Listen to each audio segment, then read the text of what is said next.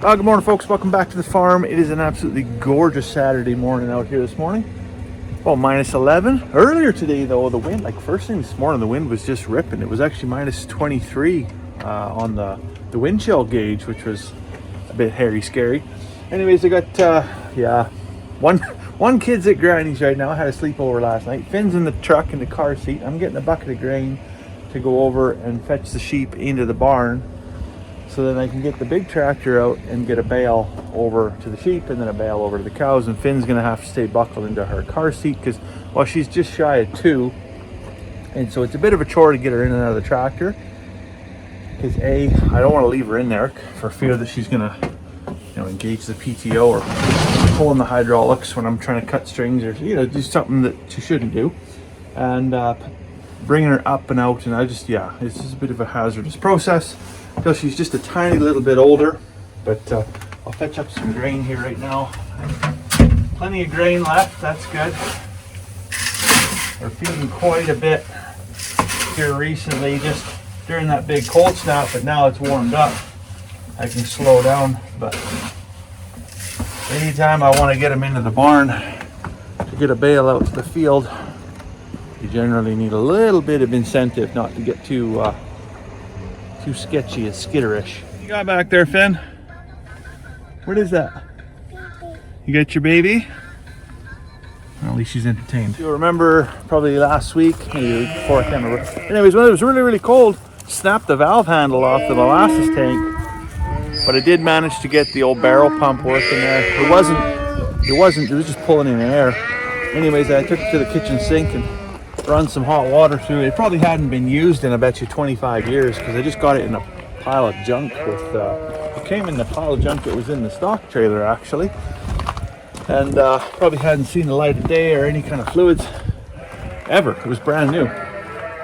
So get it stroking with some hot water, get them seals loosened up, put a little bit of WD-40 on it, and it's working like a hot dog there to pump molasses out of that tote until I can get it down low enough that maybe by hand I can tilt that tote a little bit and change out that valve.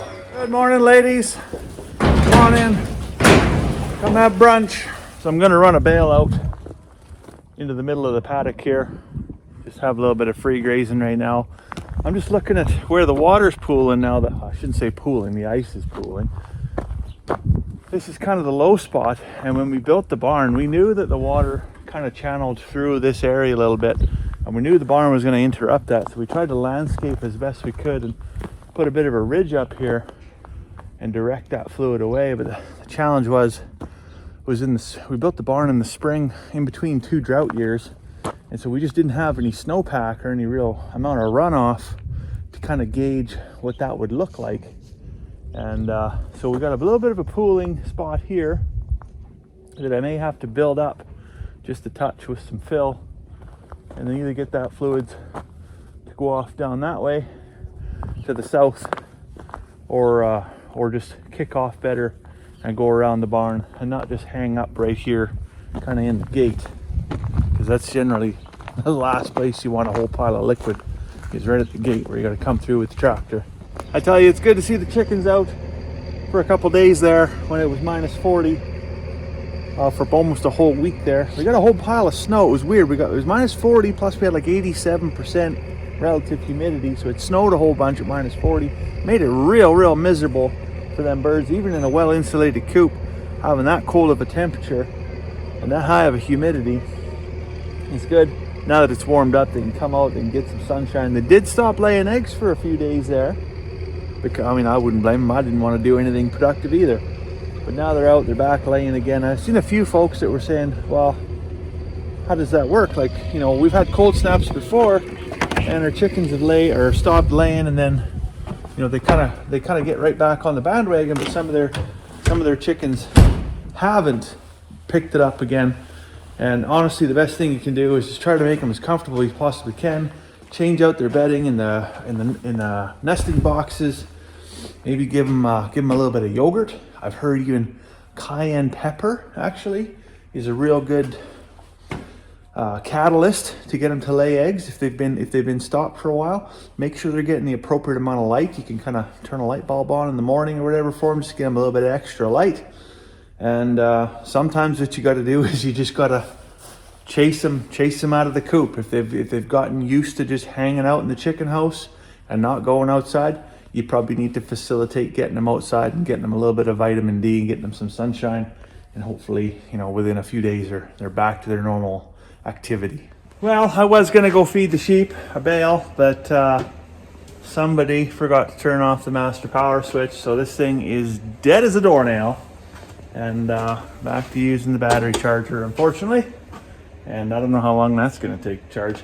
An interesting thing I recently learned, because I've got a couple of these smart chargers, and I've had a dead battery in the past. Throw the smart charger on there, come back 6 hours later, and I mean, the battery should be fully charged, right? Turn the key and absolutely nothing. And my initial thought was, oh, I've run the battery dead. It's and so dead that maybe the battery is just like toast, like it's unchargeable. But what I recently learned is that actually with those smart chargers, if it's at 0 volts, like there's just nothing there, oftentimes the smart charger can't even tell that it's hooked up or connected to anything.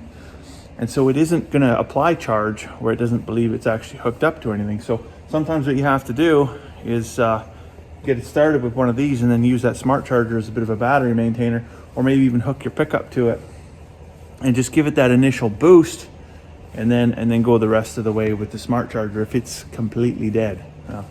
Anyways, there's my fun fact of the day, that things I didn't realize until I was 40 years old kind of thing. I think I got time to go feed the sheep.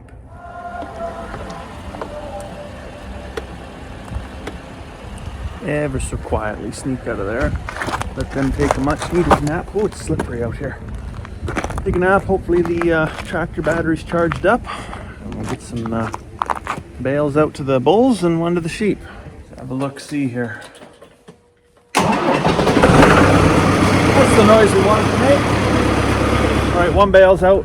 Let's see about letting some sheeps out here. Come on out, ladies. Good job babysitting the tractor.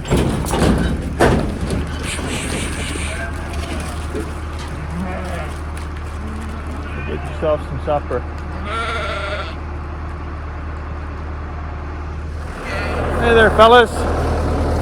How you doing today? Pretty good.